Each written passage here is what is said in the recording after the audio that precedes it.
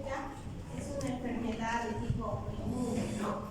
Que es adquirida posteriormente provocada, ¿no? Por lo que es el estreptococo, ¿no? Ambiente hemolítico de Lisboa. Que habíamos dicho, ¿no? Que principalmente ¿dónde va a afectar? Va a afectar el sistema nervioso, articulaciones grandes, todo lo más. A nivel de la piel también puede llegar a ocasionar, ¿no? Lesiones. Y lo más terrible es a nivel de corazón, que puede ocasionar, ¿no? Lo que son las valvulopatías. Entonces, bueno, creo que ya habíamos visto esta parte, ¿verdad? De las manifestaciones clínicas, tanto de los criterios mayores, criterios menores de Jones, ¿no? Y recordemos cuándo se considera positivo, cuando tiene dos signos mayores o cuando tiene dos signos menores más un mayor. Y decimos es positivo, pero siempre y cuando encontremos a la bacteria, ¿verdad? Mediante un cultivo faringeo o mediante un laboratorio que puede ser, ¿no? De fase reactante aguda, como ser el BES, la velocidad de microsedimentación, o también lo que encontramos el ácido, ¿no? Que es el antiestreptolicina, ¿verdad? Que tiene que estar en un valor aproximadamente mayor a 333, ¿ya? Bueno, habíamos hablado, ¿no? También esta parte acorde, ¿no? A lo que afectaba entre los criterios mayores. Dijimos que el más frecuente era la poliartritis, ¿verdad? Que era de un 75%, y que dijimos puede ser de tipo monoartritis, pero lo más frecuente era que afectaba varias articulaciones, generalmente articulaciones que son grandes, ¿no? Como rodilla, pues el codo, incluso menos frecuente puede ser la articulación temporomandibular, ¿ya? ¿Y qué más habíamos indicado? Que, bueno, más bien esto, o sea, puede afectar, pero luego vuelve a su normalidad, ¿no? No es que va a continuar con las manifestaciones de poliartritis, no pasa, ¿verdad? Pero el problema era a nivel del corazón, que más o menos, ¿no? Dice un 50%, en algunos libros dice, ¿no? O sea, que un 70% recuperan perfectamente, no deja ninguna secuela. ¿Ya? Pero en varios de los casos, no dice exacto, el índice, o sea, entre 30 y 50% sí van a llegar a presentar estas manifestaciones, y lo que más puede suceder, pero es menos frecuente, es que va a afectar a nivel de las válvulas, ¿ya? Y en algunos casos incluso puede llegar a presentar hasta insuficiencia cardíaca en el niño, ¿no? Entonces son las valvulopatías crónicas, ¿ya? Pero no muchos presentan, más bien algunos pasan normal, ¿no? Y no llegan a presentar esta complicación, ¿no? ¿Qué más? ¿Qué es lo que encontramos? Generalmente podemos encontrar lo que es un galope ventricular, podemos encontrar soplos a nivel ventricular, ¿no? Eso es lo más frecuente, son los soplos o los sistólicos, ¿ya? Y le vamos a pedir al niño un electrocardiograma y que vamos a encontrar una prolongación a nivel del intervalo PL. ¿Ya? No se van a olvidar eso. Además, que si le pedimos una placa de tórax, ¿qué vamos a encontrar? Cardiomegalia. Eso generalmente es lo que vamos a ir encontrando, pero siempre y cuando encontremos también a la positiva. ¿Ya?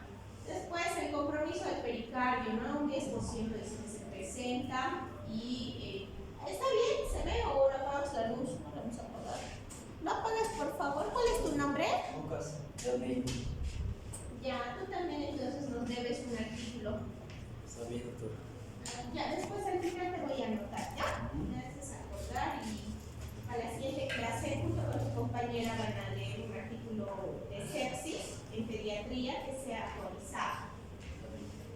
Ya, en algunos de los casos puede llegar hasta presentar derrames, ¿no? Pericárdicos, y derrame que ocasiona a nivel de la pleura izquierda. Es una complicación mucho mayor. Bueno, ¿cuáles son los diagnósticos clínicos, no? Como les dije, ¿qué van a encontrar? Cardiomegalia. ¿Qué es lo que van a auscultar? Generalmente les dije, ¿no? Los soplos o los sistólicos a nivel ventricular. También pueden encontrar, ¿no? Brotes o derrames, ¿no? Pericárdicos, que ya es mucha mayor complicación, y aún peor, ¿no? Si va a llegar a presentar el niño signos de insuficiencia cardíaca, es peor.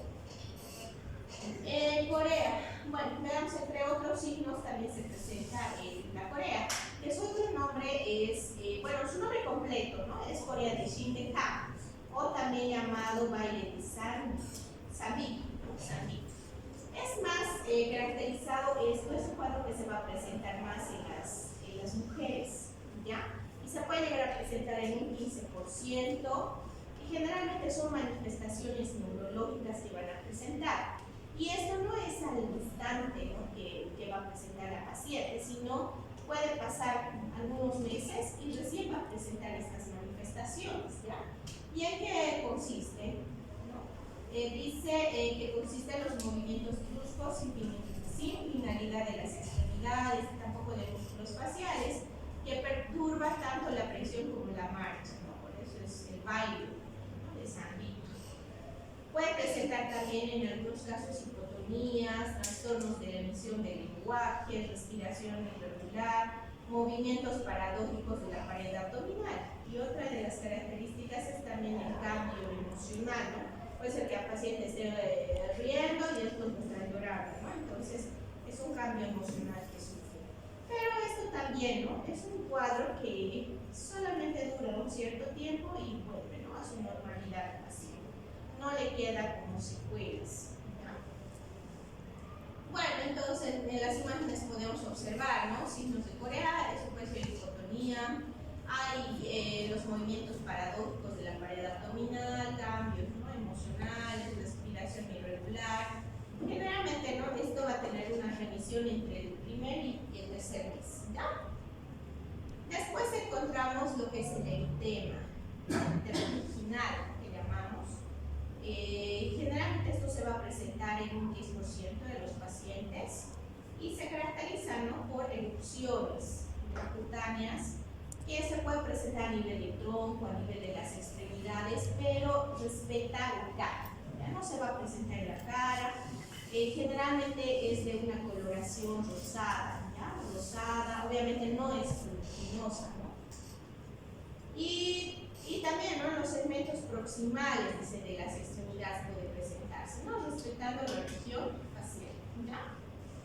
Y bueno, dice, ¿no?, que puede brotar cuando aumenta el calor de la piel. Entonces, bueno, eso también, ¿no?, es algo que va a tener su remisión, ¿no? Tampoco va a durar mucho tiempo. Y después tenemos lo que son los nódulos cutáneos, ¿ya? Estos nódulos más o menos dice que son del tamaño de las albercas, ¿ya? Y se van a ubicar generalmente en planos de extensión a nivel de las articulaciones, puede ser a nivel de la columna vertebral, puede ser a nivel del cráneo, puede ser en relación a la cápsula articular, bandas tendinosas, incluso el periósteo, ¿no?, por encima.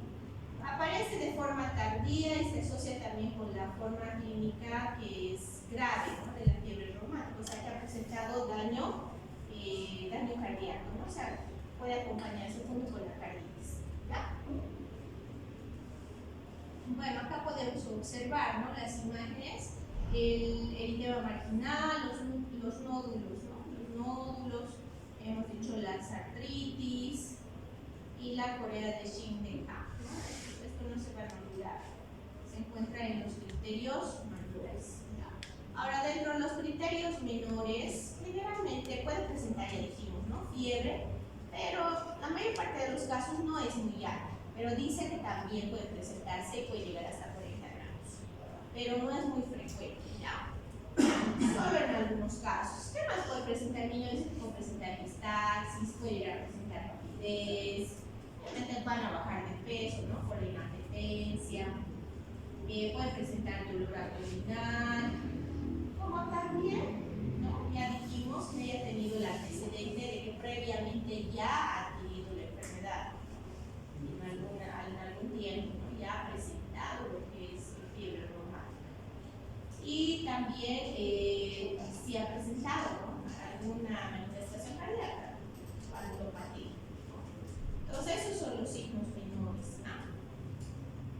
Ahora dijimos, en cuanto a laboratorios, pues no existe, ¿no?, un examen de laboratorio específico que te certifique, ¿no?, y te diga si tiene fiebre reumática, pero nos va a llevar a que ha habido la presencia de la bacteria, ¿no?, como ser, ya dijimos, la toma de la muestra, ¿no?, a nivel faringeo, el aislamiento del germen, ¿no?, el cultivo, ¿ya? decimos, podemos hacer un examen para determinar el anticuerpo, que es el ASTO, algunos le llaman ASTO, ¿no? El anticuerpo anti-estreptococina, ¿no? Ya les dije que tendría que estar en un valor arriba de 333. Determinación de anticuerpos. Bueno, el ASTO dice, ¿no?, que es el anticuerpo más ampliamente utilizado, consideramos valores sobre 333 unidades para determinar, ¿no?, que sí hay una infección estreptocócica. Alrededor del 20% de los casos pues no presentan títulos de ASO elevado en un comienzo, en los que adquiere importancia determinar una curva serológicamente creciente. Existen también otros anticuerpos ya que se pueden realizar. Entre estos tenemos, ¿no?, la tidinasa-B, o las estreptoquinasas. Pero bueno, estos estudios posiblemente no los realicen en laboratorios externos, ¿no? Pero generalmente lo que tenemos en un laboratorio de un hospital siempre va a ser el ASO. Pienso, ¿no?, de forma externa sí se puede realizar también estos laboratorios, ¿ya? Estos otros anticuerpos. Bueno, el cultivo faríngeo con frecuencia a veces no suele dar negativo, dada la latencia entre la infección estreptocócica y la presentación de la fiebre reumática. Bueno, otro estudio que podemos realizar es la proteína C reactiva, la velocidad de eritrosedimentación, el VES, como también, ¿no?, indicadores específicos de la existencia que sí hay un proceso inflamatorio, ¿no? Generalmente suelen estar elevadas mientras exista la actividad reumática. Evolución y pronóstico. Bueno, el curso de la fiebre reumática es muy variable, pero en general tiene tendencia a la regresión. Eso es lo más frecuente. Los pacientes, un 70%, no dejan ninguna secuela. Y generalmente esta etapa de la enfermedad va a durar entre 6 hasta 16 semanas. Pero el 70% de los pacientes que desarrollan carditis durante el primer episodio reumático se recuperan también de las secuelas cardíacas. Y es un 30% nomás, ¿no?, que va a presentar alguna valvulopatía crónica. El 70% que ya desarrolla carditis regresión. Ahora, la incidencia y la severidad del compromiso cardíaco aumenta con la reprofilaxis. Por eso es que realizamos, ¿no?, las profilaxis. Tal vez algunos han escuchado, ¿no?, que mensualmente se hace profilaxis, ¿no?, con las penicilinas, y ahorita vamos a ver ya. Estas ocurren al menos 2 meses después del brote reumático previo, ¿no?, por lo general dentro de los primeros 5 años del episodio inicial. Existe también una forma de fiebre reumática crónico persistente activa que aparece en el segundo o tercer brote, ¿ya?, en que la carditis es progresiva, llevando a los pacientes a valvulopatías múltiples de insuficiencias cardíacas intratables. 3 de cada 4 pacientes que presentan insuficiencia cardíaca durante el brote de fiebre reumática desarrollan una enfermedad crónica a los 10 años del episodio inicial. Las secuelas de la fiebre reumática pues están limitadas al corazón. Si no hay carditis, el pronóstico es excelente. Bueno, el diagnóstico diferencial, ¿no?, va a ser acorde a lo que es el cuadro clínico, a la presencia de 2 signos dijimos mayores o de 2 signos menores, uno mayor, y confirmación, ¿no?, con lo que es la infección estreptocócica reciente, ¿no?, ya sabemos el motivo, o los anticuerpos. Pues siempre vamos a tener, ¿no?, varios diagnósticos diferenciales, ¿no?, que serían solo, digamos, que presente otra infección, ¿no?, pero si más nos da para pensar en una fiebre reumática, pues tenemos que solicitar a nuestros laboratorios, ¿no?, y verificar los signos mayores y los signos menores de ellos. Cuando el paciente presenta solo una manifestación grave, el diagnóstico diferencial varía de acuerdo con el signo o el síntoma predominante. Bueno, ¿en qué consiste el tratamiento? Bueno, no existe ya un tratamiento específico para tratar la fiebre reumática. Pero ¿qué es lo que nosotros necesitamos hacer con el paciente? Que tenga buen reposo, iniciar antiinflamatorios, iniciar antibióticos. No existe un tratamiento que digamos que cura la fiebre reumática. Bueno, acorde a eso, decimos, ¿no? Le vamos a dar un tratamiento antiinflamatorio, antibióticos, medidas de mantenimiento, de reposo, medidas que afectan, ¿no? La mortalidad de la enfermedad. En cuanto al reposo y al tratamiento antiinflamatorio, se ha decidido, ¿no? Dar ese tratamiento. En caso de que exista poliartritis o carditis leve o ambas, solo digamos auscultando un soplo, el tratamiento va a ser aproximadamente de 2 semanas en reposo, de 2 a 4 de reposo relativo. O sea, un reposo absoluto de 2 semanas y de 2 a 4 tiene que estar en reposo relativo. ¿Cómo va a ser el tratamiento? Generalmente vamos a iniciar con la aspirina. Iniciamos a una dosis de 100 miligramos por peso día durante 14 días. Y luego vamos a disminuir, ¿no? La dosis. Vamos a disminuir a 75 miligramos por peso día. Y esto vamos a tratarle entre 2 a 4 semanas. Por si acaso tiendan, esto también uno de estos va a entrar en el examen. Ahora, cuando hay carditis moderada, o sea, cuando ya evidenciamos que existe cardiomegalia, el reposo va a ser aproximadamente en 4 semanas de un reposo absoluto. Y un reposo relativo va a ser entre 4 a 6 semanas. Y vamos a utilizar en este caso corticoides. ¿Ya? Iniciamos con el uso de la prednisona, a 2 miligramos kilo peso día durante 2 semanas. Luego vamos a disminuir la dosis, ¿ya? Hasta suspenderla. Generalmente, ¿no? Entre las 24 y 48 horas, ¿no? Vamos disminuyendo la dosis a la mitad, hasta que suspendamos, ¿ya?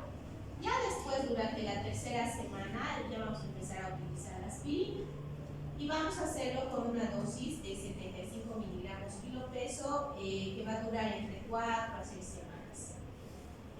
Después tenemos que ver, ¿no? En los pacientes.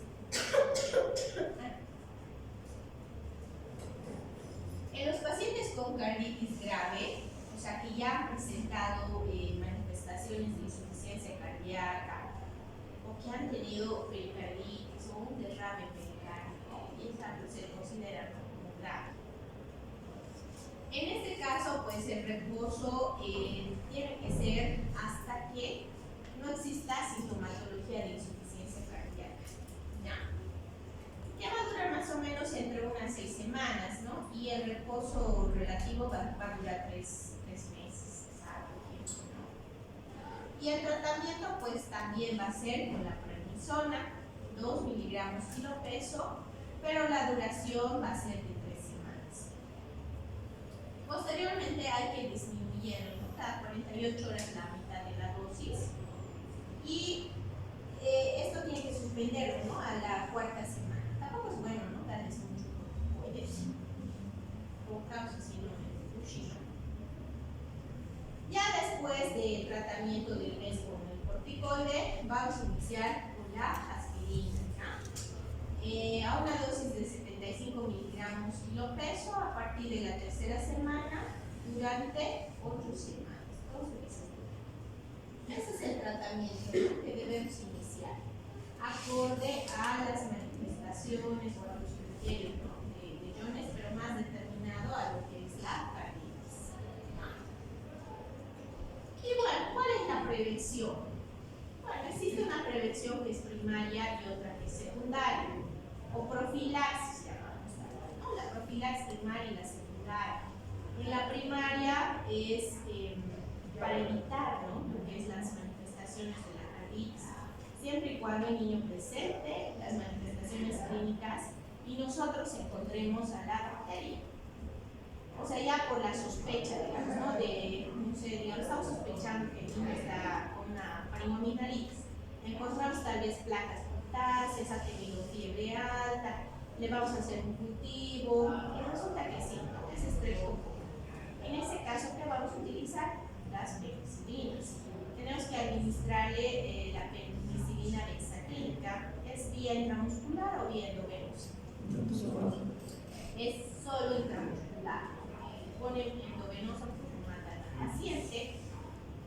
También se puede utilizar la penicilina sódica, ¿ya? Esta va a ser endovenosa, pero dura más días, ¿no? Menos tiene que aplicarle 7 días.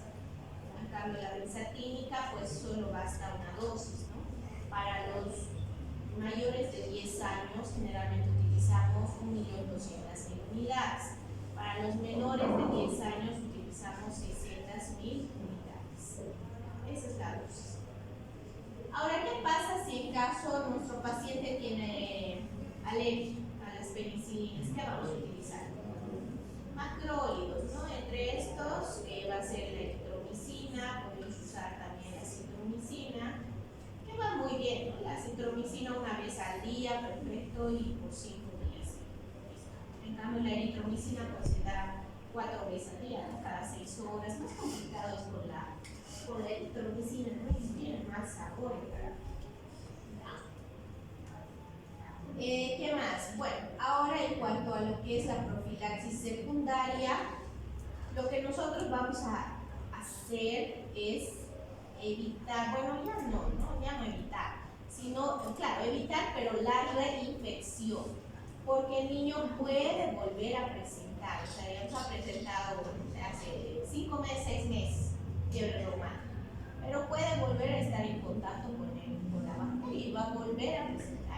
Y es más complicado, ¿no? Porque mientras más veces tenga, vaya afectando más el corazón. Entonces, por ese motivo se ha determinado que los niños que ya han presentado fiebres reumáticas y confirmado tienen que recibir la profilaxis secundaria, que consiste en la administración de la penicilina benzatínica entre los 26 a 28 días. Todos los días todos los meses hasta que el niño cumpla 18 años o por lo menos a unos 5 años, pero siempre y cuando no exista una valvulopatía, siempre y cuando no exista. Entonces tiene que recibir mensualmente, ¿no? El pobre niño, pinchazo.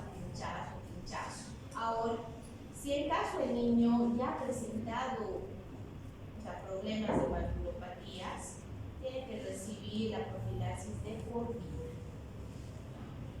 Es terrible, ¿no? Ahora, si en caso dice, ¿no? El niño es alérgico a la penicilina, pero esto ya es para la profilaxis secundaria, no para la primaria. Dijimos, en la primaria podemos utilizar macrólidos, pero en este caso, si es secundaria, vamos a utilizar la sulfa y las cinas. Podemos utilizar, ¿no? En menores de 10 años, 0,5 gramos suficiente. En niños mayores de 10 años, tienen que utilizar 1 gramo. Bueno, acá dice lo mismo, ¿no? Mantener al menos hasta los 18 años de edad, durante un periodo mínimo, ¿no? De 5 años en los pacientes que no han presentado valvulopatía reumática. En este último grupo se recomienda profilaxis de por vida, ¿no? Si va a presentar una. Bueno, acá hay un caso clínico.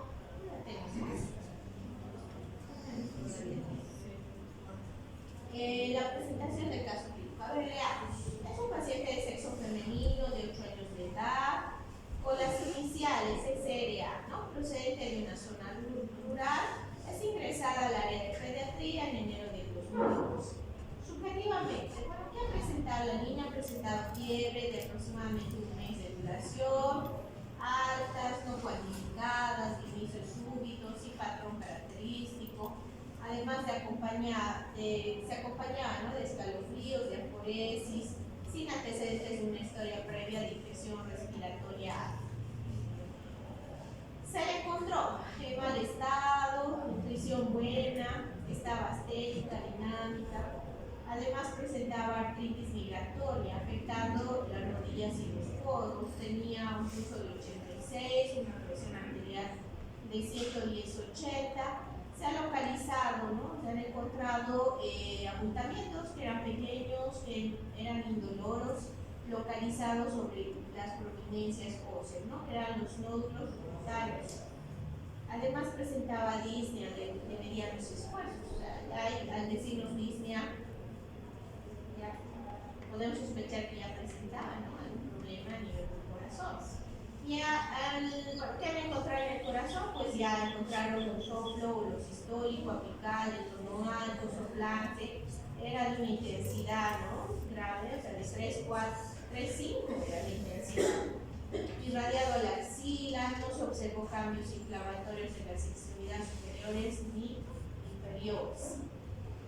En cuanto a los laboratorios, en cuanto a la serie roja, han encontrado eritrocitos de 9, pienso, debe ser, ¿no?, hemoglobina tal vez de 9, serie granulocítica, leucocitos 22.440, alto, ¿no?, está por la leucocitosis, y además una neutrofilia de 83, los linfocitos de 16, plaquetas de 440.000, la velocidad de electrosedimentación estaba 60, estaba incrementado, ¿no?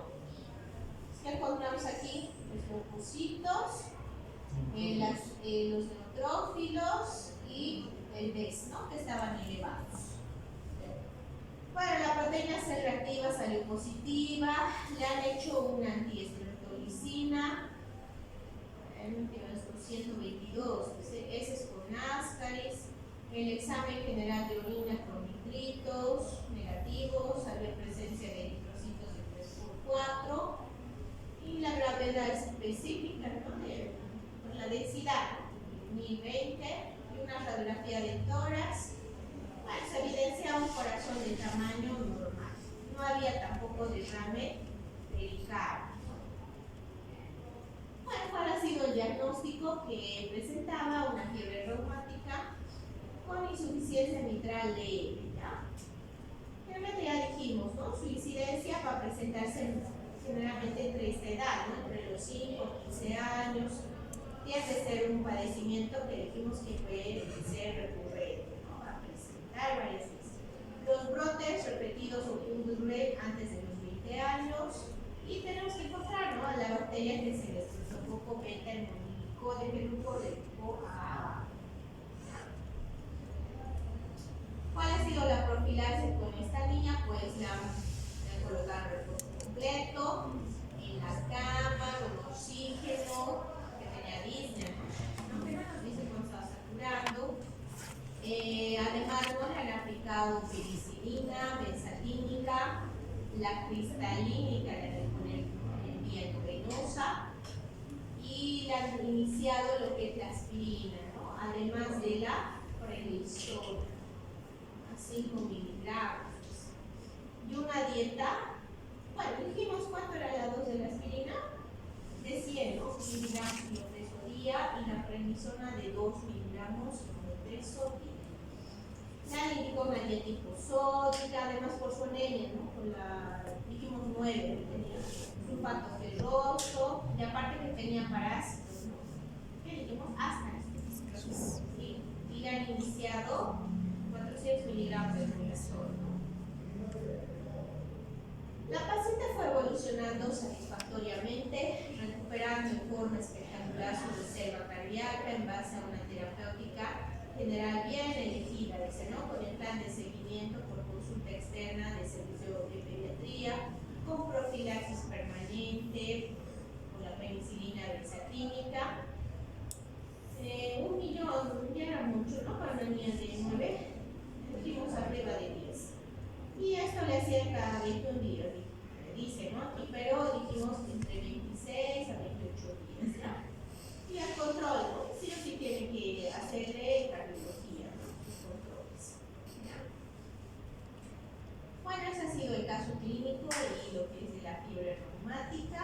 ¿Tienen alguna duda, alguna pregunta? ¿No? Bueno, avanzaremos ahorita más de lo que es el otro tema de Kawasaki. Doctora, pero sí no me interesa, ¿no? Kawasaki, tal vez va a entrar la parte de introducción, ¿ya? Hasta donde ya vemos. ¿Qué es la enfermedad de Kawasaki? Pues es una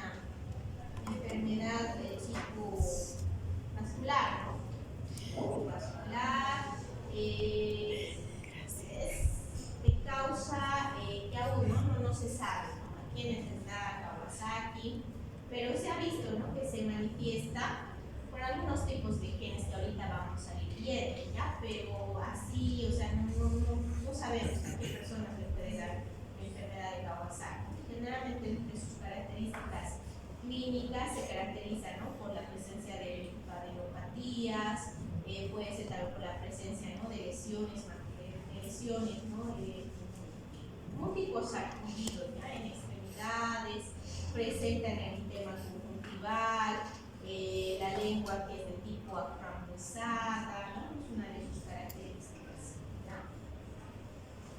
Generalmente, ¿no?, sabes, puedes decir, pero parece que está con conjuntivitis, ¿no?, por el enrojecimiento de los ojos, pero en este caso no les duele, no les arde y no hay presencia de secreción. Generalmente, ¿no?, sus linfadenopatías suelen ser grandes, arriba de 1,5 centímetros, ¿ya? Bueno, entonces veamos, ¿no?, en cuanto a la definición, pues es una enfermedad caracterizada por una vasculitis sistémica que generalmente va a afectar a los vasos, tanto de mediano como de pequeños calibres, ¿ya? Y cuya incidencia, ¿no?, más alta es en niños pequeños. Se ha visto, ¿no?, en niños pequeños, lactantes menores, menor a 5 años. Incluso han debido de escuchar, ¿no?, se asocia también hasta con el COVID. ¿Se han escuchado? Posteriormente aquí han presentado el COVID, dice que esos niños, o sea, que han, por la clínica generalmente, ¿no?, tampoco hay un estudio que te diga que vamos a ver. Entonces, han presentado COVID, dicen, los niños con Kawasaki. Se ha visto. Bueno, en cuanto a su historia, pues ha sido descubierto, ¿no?, en el año 1961 por el doctor de mismo nombre, ¿no?, Kawasaki, por eso le da ese nombre. Era un paciente de 4 años de edad. Se creía que era una forma típica de fiebre escarlatina, ¿no?, o síndrome de Stevens-Johnson, no confundido. La fiebre escarlatina, ¿quién te da? También el estreptococo, ¿verdad? Y bueno, o podría ser, ¿no?, el Stevens-Johnson, por las lesiones. Autopsias revelaban aneurismas a nivel de las arterias coronares. 35 años después fue reconocida como una enfermedad.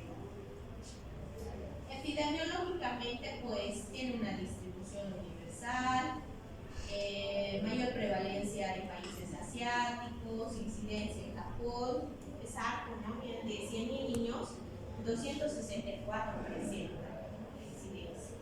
Y se ha visto, ¿no?, incidencia también en Inglaterra de 9,34, es mucho menor, ¿no?, que en Japón. Mayor prevalencia en enero, junio, menor en octubre, hombres entre 1,6 veces más frecuentes que las mujeres. Bueno, aquí en Cochabamba solo he visto un caso, ¿ya? Bueno, lo que trabajé, había un niño que estaba con sospecha de Kawasaki. Pues no es muy frecuente, ¿ya?, pero sí, puede pasar. Es la principal causa de enfermedad cardíaca adquirida en niños que se encuentran, ¿no?, en los países industrializados. Se puede presentar a cualquier edad, inclusive dice que hay reporte que ha presentado adultos, afecta principalmente a niños de 25 años. En cuanto a la etiología, pues no se ha identificado, ¿no?, el agente etiológico que ocasione la enfermedad de Kawasaki, pero se ha visto múltiples teorías, pero solo son teorías, nada hasta el momento confirmado, ¿ya? Puede ser por una predisposición genética, polimorfismo del receptor de la hemoglobina G, susceptibilidad genética basado en cuanto a lo que es la etnicidad, polimorfismo ligado, ¿no?, a lo que es el CD40, que es una proteína no expresada en los linfocitos T y B, monocitos, tanto en las plaquetas. Su receptor CD4 se encuentra en las células endoteliales, presentadoras de antígenos. Función, supervivencia, activación, proliferación celular, así como producción de citocinas. Pacientes con Kawasaki tienen mayor expresión de la CD4 en los linfocitos de tipo T. Es el tipo. Ahora se ha visto también, ¿no?, asociado a polimorfismos a nivel de la manosa ligadora de plasticina. Es un patrón de reconocimiento de moléculas de sistema inmune innato que se une a la pared del patógeno y activa el complemento. Un polimorfismo en MBD2 predispone a la enfermedad de Kawasaki, hay mayor riesgo a nivel de urinarios. Puede también deberse, ¿no?, a lo que son los agentes infecciosos. Reconocimiento del virus por macrófagos con activación de inmunidad innata, puede decir también a eso. ¿Qué hace para sospechar una etiología viral? Predomina ciertas estaciones, generalmente se presenta, dijimos, en niños pequeños, ¿no?, lactantes, menos de 6 años, maduración del sistema inmune, ¿no?, porque sabemos que en esa edad, pues, no tienen bien definido el sistema inmune, son los más afectados, pequeños. Niños mayores de 6 meses, pues anticuerpos también, ¿no? Pueden presentar los anticuerpos maternos, presenta clínica similar a un proceso infeccioso. A estos niños también llegan a tener fiebre generalmente pesada. Posibles agentes infecciosos involucrados, pues puede ser el Epstein-Barr, menor cantidad de anticuerpos contra antígenos de cápside en los japoneses, respuesta inmune anormal del virus del Epstein-Barr. También se ha visto en el coronavirus humano, detectado más frecuentes infecciones respiratorias de pacientes con Kawasaki. No hay más estudios disponibles, ¿no?, por el momento. Retrovirus, detección de actividad de la transcriptasa inversa específica del retrovirus en el sobrenadante de cultivos de células mononucleares y sangre periférica. También se ha visto, ¿no?, anocepasivirus. En 2020 se identificó desinfectado reconocido por anticuerpos producidos durante la enfermedad de Kawasaki, epítopos de proteínas similares, ¿no?, a estos virus. Conclusión: Kawasaki no es de causa por uno, ¿no?, sino por múltiples agentes infecciosos. En la etapa aguda hay infiltración de células plasmáticas, inmunoglobulina A nivel del tracto respiratorio. Se cree que es la puerta de entrada, ¿no?, del virus. Otras sugerencias: el desencadenante podría ser una toxina ambiental o un antígeno transportado por aire. En cuanto a la fisiopatología, va a haber una respuesta inmune innata, ¿verdad?, que se va a ir dividiendo en 3 fases. Uno, que es la arteritis necrotizante, que generalmente se va a presentar en las 2 primeras semanas. Posteriormente puede llegar a presentar la vasculitis subaguda o crónica y puede llegar a presentar la proliferación de miofibroblastos neuronales. Entonces son sus síntomas, ¿no? Miocarditis. Ocurre en la fase aguda de la enfermedad, incluso en la ausencia de aneurismas coronarios, ocasiona falla ventricular izquierda, es lo más frecuente, transitoria, que responde a un tratamiento antiinflamatorio. En niños pequeños se puede asociar, ¿no?, a lo que son arritmias, incluso a la fibrosis miocardial. Bueno, en cuanto a los agentes encadenantes de la enfermedad, pues favorecen a la activación del complemento. Existen depósitos de sus complejos en la inmunoglobulina A y la fracción de complemento 3 en diversos vasos sanguíneos. También hay formación de complejos inmunes, especialmente inmunoglobulina A. Puede ser afectada cualquier arteria, además de la coronaria, especialmente a nivel renal, en un 73% de los pacientes. Hay clasificaciones. El curso de la enfermedad se divide en 3 fases.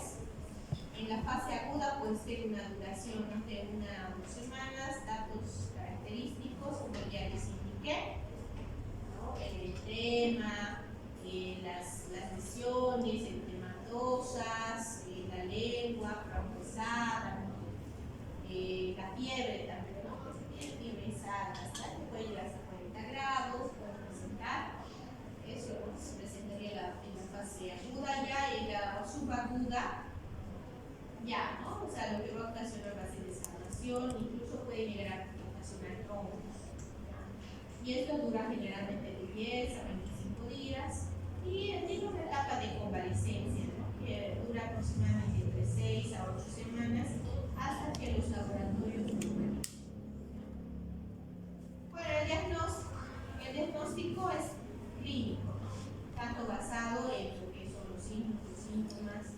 Lo principal, ¿no?, que vamos nosotros a sospechar por la presencia de la fiebre. 6 de los casos pueden ser atípicos o incompletos, no siempre van a presentar todas esas características. Bueno, la cosa es que entre los criterios, ¿no?, diagnósticos, estos niños van a presentar fiebre. Generalmente va a ser una fiebre que dura más de 5 días. Además, dice, puede presentar 4 o 5 criterios, como ser conjuntivitis, ya dijimos, es bilateral, no es dolorosa, no hay presencia de secreción, no hay prurito, no hay dolor, nada, ¿no? No es exudativo.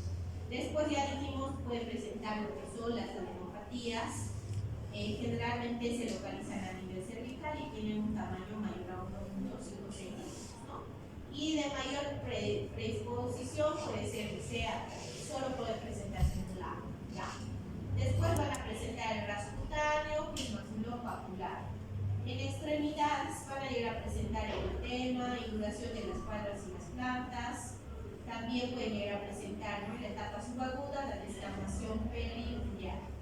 Y en las mucosas se caracteriza por la lengua rambosada o fresa, ¿no? Finalmente es una lengua que va a estar incrementada, ¿no?, las papilas, entonces se vuelven hiperplásicas, o sea, como la tortillita, ¿no? A eso se refiere, ¿no? Gracias. Eritema difuso de la mucosa oral, a nivel de la orofaringe, también presencia de eritema, ¿ya? Está enrojecida.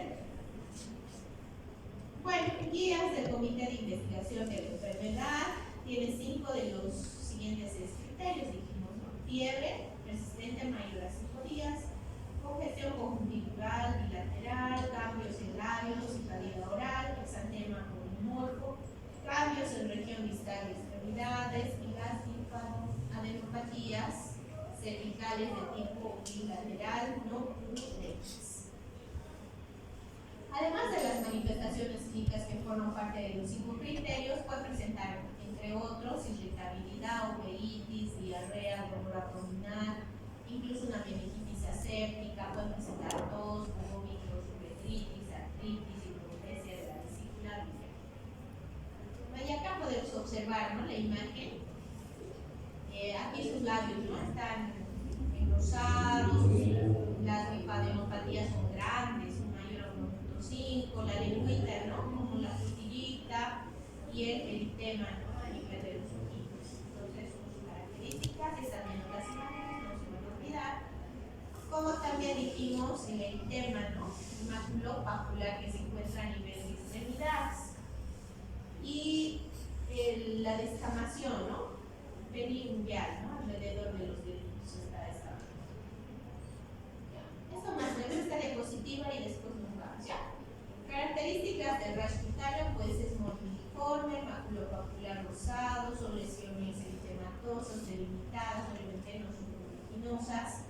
Puede haber eritema generalizado, raro observar, ¿no?, petequias, ampollas, vesículas, es muy raro.